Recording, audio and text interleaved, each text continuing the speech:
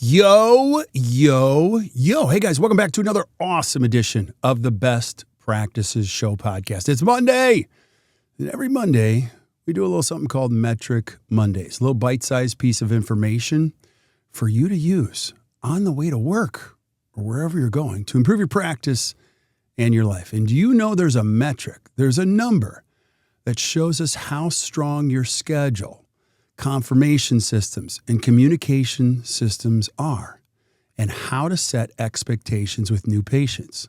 Well, that metric is new patient cancellation and no-show percentage. And today, I have my amazing co-host, Miranda Beeson, on the podcast to help you understand what it is and how to improve it.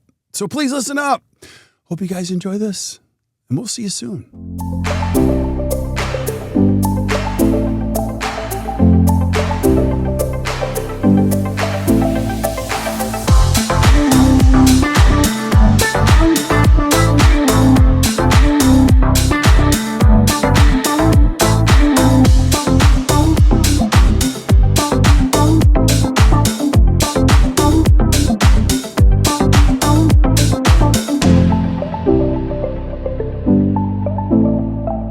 Hey guys, welcome back to the Best Practices Show podcast. I feel like I'm shouting on Mondays. I don't want to shout at you guys. I'm just excited you're here because it's Monday. It's the beginning of a week, and I hope you're looking forward to this week because I have my co-host, my amazing partner in this process. Her name is Miranda Beeson, and we're here for Metric Mondays. Happy Monday, Miranda. Hi, happy Monday. I'm so happy to be here with you. Yeah, so... and I love this segment. I actually selfishly love it because I get to learn, and you guys are going to get to learn too, from an amazing coach, an amazing leader. And she's going to take us through a brand new way to look at new patients and cancellations and no-show percentages. So Miranda, where are we going today? Well, we're taking another bite-sized look at some new patient metrics. That's the theme we've been on these last few weeks. And so today we're going to talk about new patient cancellations and no-show percentage. So this is very common in a lot of practices that we do all of this effort getting new patients to call, to schedule, and then we get super disappointed when they don't show up. And so it's really great to actually have data to help support or negate our feelings around, I feel like a lot of our new patients aren't showing up. So this metric actually measures the percentage of new patient appointments that are either canceled or missed without notice. So very similar to how we track traditional cancellations, we're just looking specifically at new patients and what happens with those appointments. And this data point is going to highlight the strength of your scheduling process, the confirmation or reminder process that you have in your office, how we are communicating with our patients, just measuring how well the team sets and maintains expectations with our new patients. I love it. Now, these are often metrics that get overlooked. Most dentists are like, I don't need to worry about this, but you do need to worry about this because it has a very big impact on the practice. Miranda, let's go to the why. Why is this so important? How does it impact the practice? Well, when we have a high cancellation or no-show rate, we are making a huge impact in a negative way on productivity. We're eroding productivity from the practice. We are wasting valuable chair time. We're blocking practice growth. So in many practices, new patients join the doctor first. That's a very common way that a new patient enters the practice. And in many practices, that's 90 minutes, sometimes 2 hours of time that is blocked for a new patient, especially if you're a comprehensive practice. And so if these new patients are not showing up or canceling last minute in a way in which we're not able to recover that time, this is open time that can be a huge financial risk to the practice. When the new patients don't show up, the practice loses not just that appointment and that productivity, but that potential for the long-term relationship with that new patient. And not only that relationship and referrals they might bring in the future, but also just future production that might bring. And depending on the type of practice that you have, that can be a significant amount of future production. So we definitely want to look at that cancellation rate. And if it is high, we'll talk later about what are some things we can do. It's telling us there's a problem. Now, if that cancellation rate is low, then that's telling us we have a pretty good new patient call strategy. We're probably having strong patient engagement. We're building trust on the phone. We're setting very clear expectations about the first visit, what to expect and what we expect of you, and that the team is creating commitment and value in those appointments as they're building them into the schedule. And when we build the value on the call, we use commitment language. We're going to reduce the risk of future cancellations. And then the other piece around this, and we'll talk about it as a way to combat it, is do you have a system for what you do when a new patient isn't confirmed and it's the day before? They haven't sent in their paperwork. Do you have a way in which the team is managing that? Because if you do, you're probably going to have a pretty low new patient cancellation rate. Yeah, I love this. And this is one of those metrics. Here's the cool part about it. You might be frustrated listening to this going, oh my gosh. But what's so cool, this is the cool part, is you can fix all of it. If you know this percentage, you can actually diagnose where they're dropping off and what's happening. And you can also help develop team members to improve this percentage. It doesn't have to be perfect, but overnight, you'll start to see some dramatic transformation. I'll go to the other side of it too.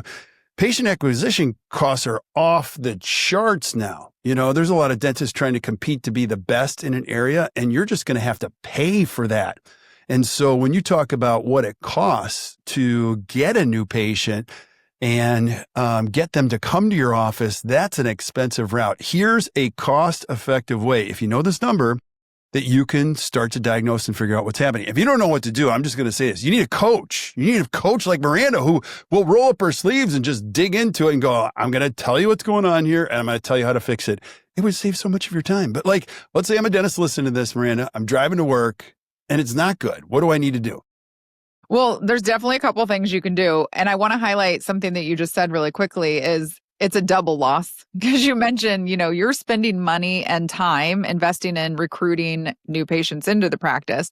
And then on top of that, we're costing the practice money and time by having that open chair time. If the new patients are being seen in the doctor's schedule and your average production per hour is $500 or $700, and that's a 90 minute or 2 hour appointment, that's a whole, crown's worth of production that we're losing in the time we could have had that new patient in the schedule. And hygiene, if your production per hour for hygiene is, say, $150 or $200, and we've just lost that 2 hours, that's $400 of hygiene production for that day that we can't recover. So you've already lost it in a way by the investment that you're not going to get a return on in the marketing that you're doing, and then you're losing it again by way of your production. So it is an incredibly important metric to look at. And there are a couple things you can do. So if you take a look at this and you say, I've never really paid attention to it before, we're going to start tracking this. It's a sidebar. You can also look at recaptured. I don't know how hard you work at recapturing new patients versus existing patients. If they didn't show up the first time, do we want them? But you can also capture that data. But how to impact it. So number one, just pre-frame the commitment language. Work with your administrative team on how are we managing these new patient phone calls in a way that we're communicating the value of the appointment and the expectations of respect for that time when we're scheduling. So you can use language like using the word reserve versus booking you. And you can use the doctor's name or the provider's name that you're reserving that time with. So, we're reserving this time just for you, Sally. We're looking forward to meeting you. Dr. Awesome is going to give you their full undivided attention for the 90-minute visit when you come see us on Monday at 2 p.m. We can't wait to meet you. And that's very different than, great, we got you jotted down here in the books. We'll see you on Monday. Looking forward to it. There's just this different level of commitment language that we're using with those appointments. And we're making sure that they know that provider is going to be looking you're reserving this time, but they're also reserving this time for you. And so it's a very specific way in which we're sharing that commitment.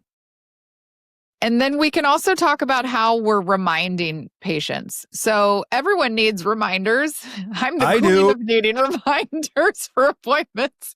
I actually just had an insurance guy call me the other day and he said, I'm just following up. I'm like, and you should definitely keep doing that because I haven't looked at what you sent me the other day yet, but keep me on your list. Please follow up with me.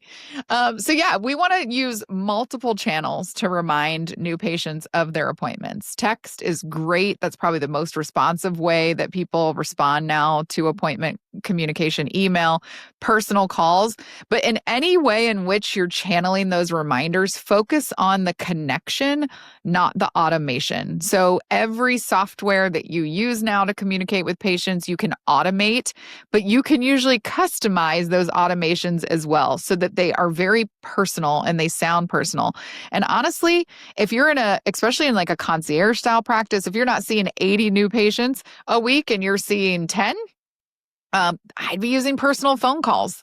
I'd be reaching out. I know some of our doctors who are in some of these fee-for-service, more concierge-style practice, they're calling the patient the night before or the day before to do that final reminder call and giving that added level of commitment.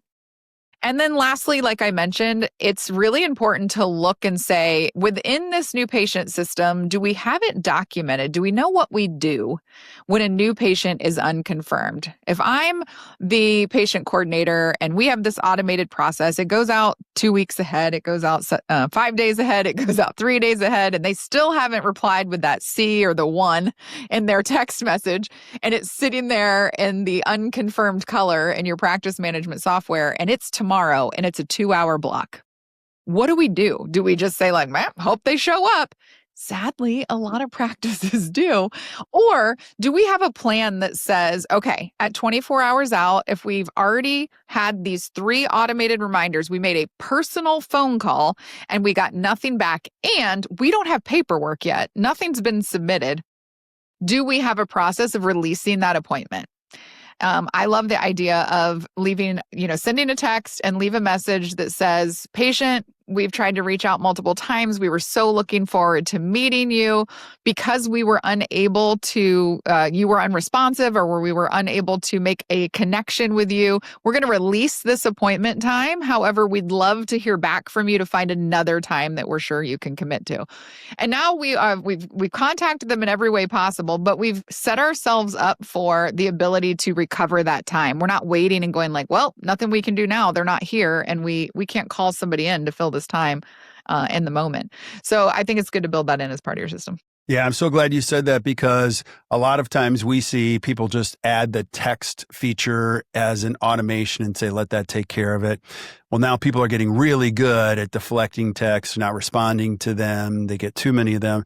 And I think the bigger thing that you pointed to is creating value on the phone. Like, I think you use the word connection. It is so critical to make that connection on the phone. You might be thinking, well, people aren't on the phone anymore. No, like if you're going to do a high value service, I love a phone call. Like even a construction person saying, my name is George. I'm going to be there at 8:00 tomorrow. You and I are going to go through this. I'm looking forward to seeing you. Like I can appreciate that. And we have many doctors in the Act Dental Smile Source community that call new patients the night before, not necessarily talk to them, but they'll leave a message saying, I'm Dr. So-and-so. I'm really looking forward to seeing you tomorrow at 8:00. You know, it's just that nice little touch. People often don't cancel on their friends. And while you don't know them really well, it's a great opportunity to build value for why you're crazy different than all the other offices in town, right? Yes. And I think you made a really good point. They don't necessarily answer. And Right. so you might say like, well, they don't even answer when I call. Why am I doing this? They get that message and they're like, holy cow, that wasn't the administrative team member or a virtual assistant. That was the doctor that just called me. And the number of times in my own experience, I've had patients come in and say like, did the doctor actually called me last night? I got that message and I couldn't believe it. And it's like, yeah, that's the type of care and attention that you can expect to get here. The doctor genuinely cares about every single new patient. And that does set you apart from the places that you go as a patient where you're just kind of one of many. And the other thing that people will sometimes ask is like, wait, you've done this, you've actually released new patient appointments. Like, what if they show up? Well, here's the thing. 95, if not more % of the time, they don't show up. They were never going to, and they don't. Guess when they do, which if it's happened to be one time, I remember sitting in the exact seat I was sitting in, and all I said was, oh my goodness, Mrs. Jones, I have been trying to reach you for the last 2 weeks. Please take a minute. We did release your appointment. I sent you a text. I sent you an email about it. I left you a message. Can I confirm that I have the correct information? Maybe I wasn't sending that to your correct email. Do you have a preferred method of communication? And they usually pull it. You did not message me. And they pull it up and they go, yeah, I do actually have a message from you right here. And you're like, oh, okay, well, that's the right number then. Great. Let's just make sure all this is good to go. Let's find you another time. And they'll be fine with it. And it's going to happen 1 out of 99 times. You are so good. You just took me from a hostile state of mind to, I really appreciate you, Miss Miranda. And I'm going to be early next time. Yeah, I think it's really correct. I know it's correct what you just said. Patients only want to remember what they can. And sometimes you got to call them on it and find out and say, hey, listen, let's find you another time. But we have rules here. You're going to have to respond to my text. What you really said was, we're going to get this right and we're going to do this over. And You're going to respond to my text now and you're going to show up on time. Let's try this again. We teach people how to treat us. We teach them how to behave. And you just taught us how to behave in your practice in a really nice way. So yeah. Look at that. So Miranda, bring us home. Give us some final thoughts on this very important metric. Say it's just basic. If you aren't tracking it separate from your cancellation percentage and it's something that you feel really strongly about, you are focusing on your new patient process, you are trying to really hone in on the systems around that, like go ahead and start tracking it independently from overall cancellations and start to document what you're experiencing and how you're going to make some countermeasures if you notice that number isn't where you want it to be. Just applying a couple of these basic techniques around language and system. So well said. 15 minutes, 17 seconds, bam, we did it. So, and again, the reason I call out the timestamp is like, we're getting feedback that you guys want shorter, to the point, usable, relevant. And Kirk and I have to work really, really hard to do that. I have to work twice as hard as you. How many times did you bite your tongue? I probably 3 or 4 times. I wanted to ask you, like, what'd you have for lunch? How is your day going? Let's talk about what the weather, blah, blah, blah. But we're going to keep these on point because you guys keep showing up. The metrics are telling us you guys like Metric Mondays. So it's Monday, and we're going to keep bringing them every Monday. So, Miranda, thank you so much. Stick around. We say goodbye to everybody else, but thank you guys for listening to Metric Mondays. I hope your week is a great one. And our goal is to deliver so much value, so much guidance, so much help in these podcasts that you feel better and you can use some of them. And if you're looking for more resources, join us at the Best Practices Association. We're building an entire ecosystem, community of all of this stuff.